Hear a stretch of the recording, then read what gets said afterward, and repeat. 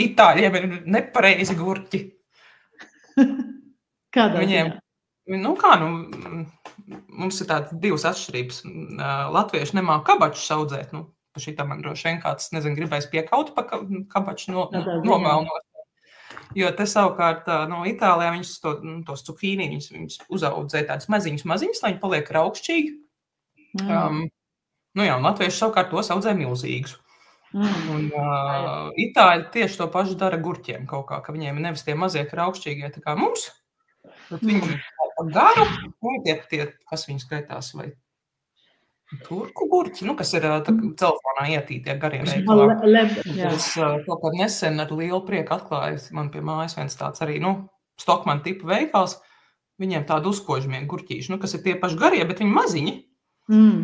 Tad es eksperimentēju ar to, ka ņem ārā sēklas un izmantoju mammas tur gurķu skābēšanas recepti, un vispār bija forši tāda tā kā pat skābēšanas sālītē, tā kā mazsālītē. Bet viņi nav gan kraukšķīgi, un tad tagad man ir no pēdējā brauciena uz Latviju, es vasarā biju gandrīz 2 mēnešus paņēmu saldētas upeņu lapas, jo izrādās, ka tur ir kaut kāds tā kā, es negribu apgalvot, ka es tur zinātniski pamatojumu pat to es droši, bet vismaz tā saka, ka kaut kāda viela upeņu lapās to kraukšķīgumu palīdz saglabāt. Tā kā man ir cerība, ka es nākamo porciju man nākamā izdosies.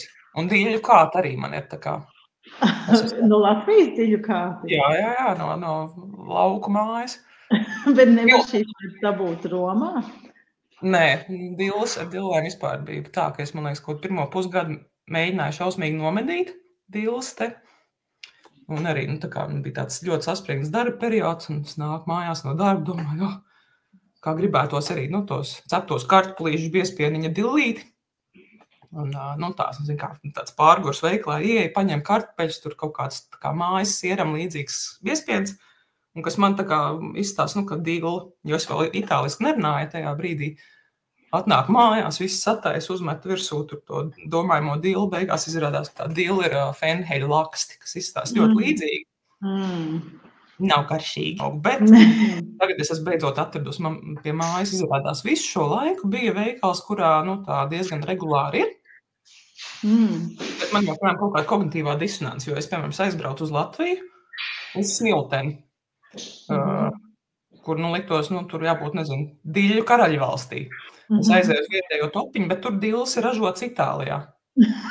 Tā kā audzēts Itālijā. Un es nesapratu, ko jūs viņus saudzējat un viņus aizsūtat prom, un man nekas nepaliek te.